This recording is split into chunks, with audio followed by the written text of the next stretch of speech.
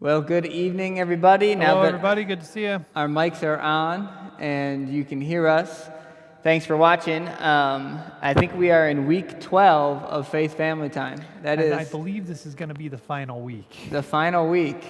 We are 12 reopening weeks. on Sunday. So, what is that? That is 3 whole months there, about 3 months. 12 weeks is 4 months. No, it's 4 weeks in a month. 3 months. 13 weeks is a quarter of a year. Yeah. Yeah. We So, should just do another week just now. We should. So welcome everybody. I am watching on YouTube and Pastor is watching on Facebook there to say hi to everybody. All right, we have. Oh wow. Oh we. You go back and look at Give me 1 second. when we first started this thing. Yeah, keep talking. You got reverb on, so. Yeah, you go back and look at when we first started this thing, and we're like in winter coats. Now we're in t-shirts. Yeah, And, that is true. Farmer's tans, and my hair is a mess. I can't believe I'm on line right now. Alex said reverb. Thank you, Alex. I think I got it. All right. Um, Well, at least Alex is watching. It's good to know. Jaden said hi. The Avons are here. Sonia said hi, guys. I can't wait to come back. Sonia, good to see you. Can't wait to see you. Miss Diane and Miss Lynn are on. So, All right. so yeah, let's get started. We're doing Faith Family Time a little bit different this week. At the end of the junior church video, kids, if you saw that, I hope you saw that. At the end of the video, I gave 3 challenges for the week. Today's challenge was to draw a picture of the story. Tomorrow's challenge is to reenact the story and the story of Zacchaeus, that is. And then on Thursday, it is to memorize and quote Luke 19:10, for the Son of Man has come to seek and to save that which is lost. All right, so today was draw a picture, and we got a submission from Caleb. Tomorrow is reenact the story, so I hope we get some more videos tomorrow, all right? And then on Thursday, Luke 19:10, memorize and quote, take a video of yourself and send it in, all right? So we have no questions to go over, so it'll be a nice and quick live stream today for you guys. But I do want to display Caleb's picture here. Nice. And I did not know exactly what this was when I was first looking at it. Looks to me, I'm going to guess before you tell us. It looks like Dr. Octopus That's from Spider-Man. I thought something along those same lines too, but Yeah. that is him in the Or- tree. That is, It's him in the tree. Oh, you that- see, that I thought makes- it was him. That makes more sense, too. I thought it was him, like the whole tree and him was one person. Yeah. But it's not. Then you can see like him sitting in the tree. Zacchaeus, that What's is. that Spider-Man suit in the new Marvel movie called? I have no idea, but I know who Dr. Ock is. Yeah. Doc Ock. Doc Ock is old, though. Yeah, he is. There's a new suit like Iron Man gave Spider-Man. And he's got gives him 4 extra arms, so he's got 8. Oh, I didn't I know, forget what it's but called. I will say that is probably as good of a picture as I could draw, and probably Pastor too. So good job to Caleb Good there. job, Caleb. Um, Caleb, 50,000 points. 50,000 arbitrary points, man. 50,000 arbitrary The points. inflation has just It's just skyrocketed through the roof. Since you're the only one that submitted something, yes. good job. 50,000 points there. All right. So I'm just going to go right into a quick thought for everybody today about Zacchaeus. All right. And I taught on him in junior church. And I taught about how God was no respecter of persons. I taught about how God didn't look down and say, oh, well, Zacchaeus, you're a tax collector and everybody doesn't like you and everybody thinks you're a criminal and you've done all these bad things. And therefore God rejected him. No, he gave Zacchaeus a chance. He gave and he let Zacchaeus in. So God was no respecter of persons. I talked about how Zacchaeus had a strong desire to get to Jesus and, that he would run up that tree and he would really do anything he could do. He got creative, he got innovative, and he got up that tree and he saw Jesus, and Jesus, rewarded him for that. So those were the lessons I taught about on Sunday in junior church, which I hope you watched, and I think those have been good. So I want to teach about something a little bit different about Jesus here, and about how Jesus had compassion. Hi, Ariana. She's on here too. Hi, Ariana. Hi, Ariana. How Christ had compassion on Zacchaeus, and how he had compassion on people in general, and how we should have compassion too. This verse in the Bible that says this in Matthew 9:36. It says this, but when he saw the multitudes, I just read this the other day actually, and speaking about Christ here, when he saw the multitudes, he was moved with compassion on them because they fainted and were scattered abroad as sheep that having no shepherd. All right, so what is compassion here? What does it mean when Christ has compassion? Compassion is when you have concern for others that moves you to action. All right, when you have concern for others that move you to action. Now, Jesus, over and over again in the Gospels, you see that he had compassion on this person, or his heart was moved with compassion. And over there in 1 Peter, the Bible commands us to have compassion one towards another. All right, so we're supposed to have compassion for people who are hurting, compassion for people who are sad, compassion for people who are upset, compassion for people who are depressed, compassion for people who maybe have sinned, compassion for everybody. And Jesus Christ was the greatest example of this. And I think Jesus had compassion on Zacchaeus, man. Everybody had written him off. Everybody, man, he's a chief among the publicans. He was a tax collector. He was a criminal. He did all of these things. And Zacchaeus even admitted to it afterwards. He said, Lord, I give, half of my goods away to the poor, and all of the things that I've stolen, I want to give back fourfold. But Jesus saw Zacchaeus' desire to meet him and desire to see him, and he had compassion on Zacchaeus. All right, we ought to have compassion on others. All right, especially in the crazy world that we live in right now, we have to remember to have compassion on others. Now, what does that mean for you as a kid, for you as a young person? What does it mean to have compassion on someone? It means, I'll give you some examples. It means when you have a friend or you see a person at school that's getting picked on and you befriend that person. You see that that person is getting treated unjustly. You see when that person is getting picked on, when other people are being mean to him, when he's sad or when he's upset or he seems like he doesn't have any friends, and you go out of your way to befriend that person. You go out of your way to say, hey, what's your name? My name is this, and and you are nice to that person. You are kind to that person. That is you showing compassion on that person. And this ought to be how Christians act. All right, we shouldn't hop in on the bullying and say, oh yeah, well look at that person, he's short, or she's this, or she's that, or she's this. That's not how a Christian should act. We should have compassion on people. Hey, if there's a kid who messed up, maybe you're sitting in junior church or you're sitting, in Patch Club, and some kid just got reamed out. He did something bad. He was talking while the preacher was preaching, or he did something bad, and one of the leaders said, hey, you're not supposed to do that. And you see that this person's upset, and you see that this person is sorry for what they did, and you go up there and you encourage him. Hey man, I know you messed up, but you can get better next time. Or just by encouraging them or trying to make them laugh or trying to cheer them up in some way.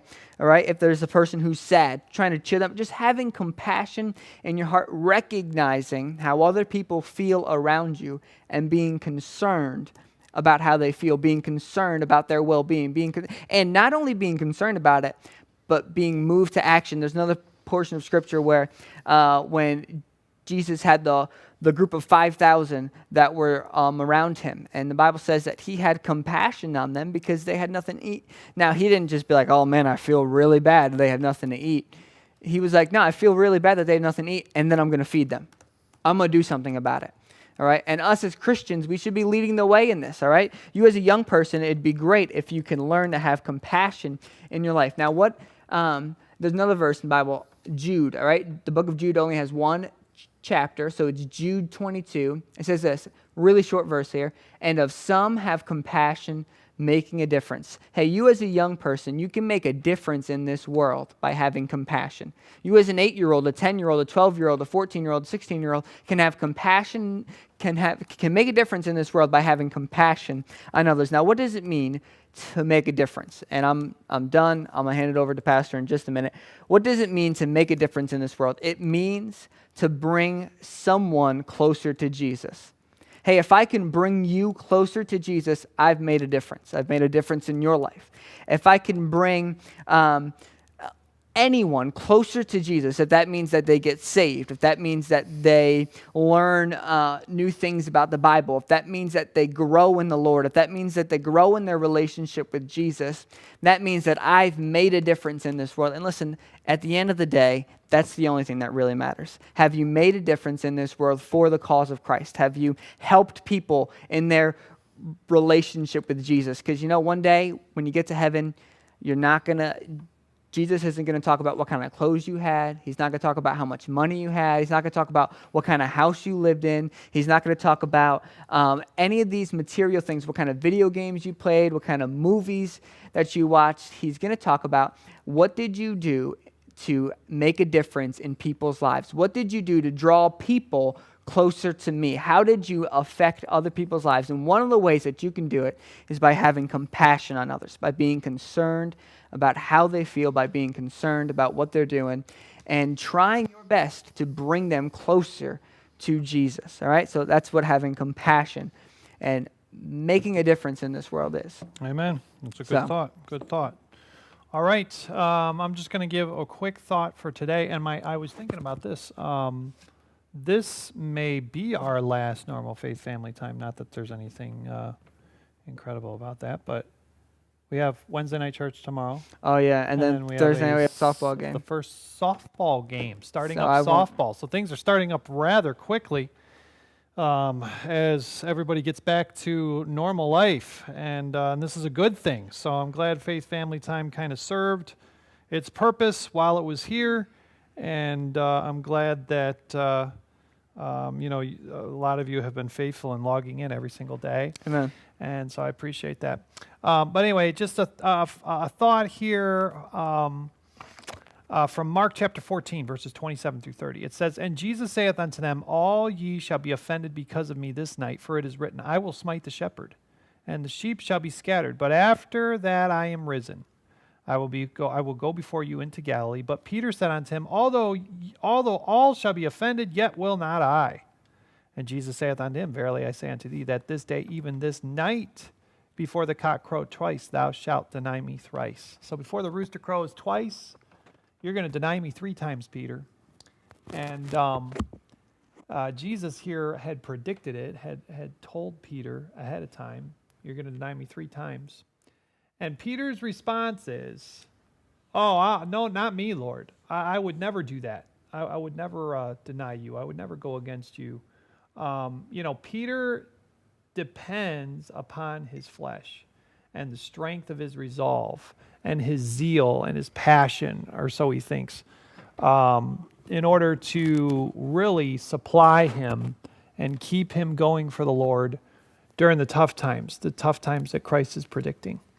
And Jesus kind of alludes to that later on in the book of John chapter 21, which we just finished about a month ago, and where there's that verse at the end of the chapter 21 where Jesus says to Peter, when you were young, you girded yourself and you went wherever you wanted to go because you were in control of your life. But when you're old, another is going to gird you, the Holy Spirit, and he's going to control you. And he's going to tell you where to go. And it's going to be his will that's going to have veto power in your life instead of yours, or, instead of your will controlling your life. And so just the takeaway thought here is that, when we are going through hardship, or when we are we see it coming on the horizon. It's a natural thing to, right before you get into a car wreck, to tense up. And to flinch, to get ready to absorb the impact, to get hit hard. And a lot of times, when we see trouble coming, the first thing we do is to tense up in our own strength, to try to absorb the impact, to try to minimize the damage, et cetera, et cetera. But a lot of times, it's the last thing that we do is to pray. And so as things begin to open up, we begin to get back to life as normal. When this thing first blew up, everybody was wondering what was going to happen in the future and how. And there's still some people that are being, even though the weather has changed and it's gotten hot out and it's nice now, there's still some people economically that are reeling from this thing. And some businesses that still won't open up until phase 4 and, and all that stuff. So although I'm glad that our church is coming out of this thing, there are still some people suffering. We need to keep that in mind. If we're one of the luckier ones that have been able to work at home this whole time, or we don't know one person that has been affected by the virus or has gotten sick, and it hasn't really affected us much.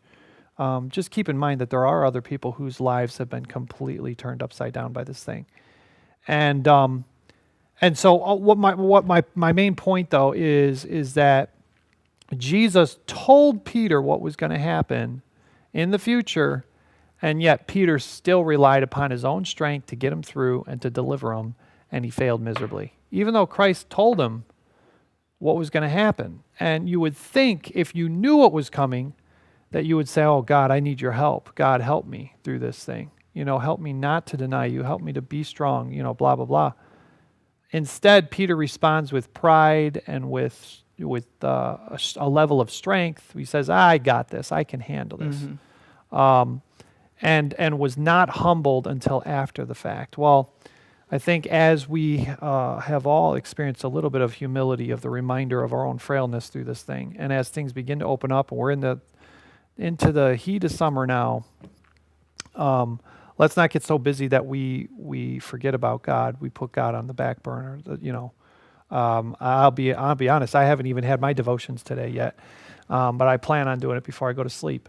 And let's take time to give God his dessert, his due, just desserts, I guess you could say. I don't know what the right word there is, but let's make sure that we're depending upon God and that we walk away from this thing with that lesson learned, so that God doesn't have to teach it to us again. Let's make sure that we're dependent upon Him, depending upon Him for everything, and not going into. We shouldn't have any pride left. Good night. If you come out of this thing with pride, what does God have to do to take our pride away? To whittle us down and make us humble and admit that we need Him. Let's not be like Peter and respond in pride to try to conquer the world by ourselves. We need God, and if we don't have Him, we're nothing. And so that's the thought for today. All right. Amen. Good stuff. All right. So we will see you tomorrow. Tomorrow night, prayer meeting time. Some people have asked me, are we opening up for prayer meeting time? Not tomorrow, but again, things are changing rapidly. So we're going to try this. We're going to open up for service on Sunday. I'm looking at the sign-up sheets here. They're pretty much filled. There's a few spots left there. If we're not gonna turn people away at the door. But I think that sends a pretty good communique to us to expect that we definitely need 2 services. I was kind of concerned at first if we needed 2 services. I'm pretty confirmed in that now, that we pretty much have both services full. And if we have to, we may set up some overflow downstairs just to try to hold our auditorium to the proper capacity for the next couple of weeks. If we have visitors or people that come in late and didn't sign up or anything along those lines kind of come in, we may direct you downstairs. And if you're a family with small children and you feel like, man, we would love to be there, but since there's no junior church, I don't know what I'm supposed to do with my kids. If you think that you would like to come and maybe sit downstairs for the overflow, something along those lines, and that would help, we'll have that available too, and that'll help us maintain capacity here in the auditorium as well. So, but anyway, we're looking forward to this Sunday, and for the time being, we're going to continue to live stream on Wednesday night, simply because we're not ready to start our kids programs just yet. I know our governor came out and said day camps can begin opening at the end of June. And so we're kind of we're waiting for those regulations to come out about day camps and what the requirements are for those. because I kind of look at VBS that way. I look at our kids clubs that way, kind of fall in the same category. And so we are diligently looking at that stuff, and we'll give you more information as it comes. All right. All right. I said all I'm going to say. All right. Thanks, guys, for watching, and we'll see you tomorrow night God at bless. 6 o'clock. Have a good night.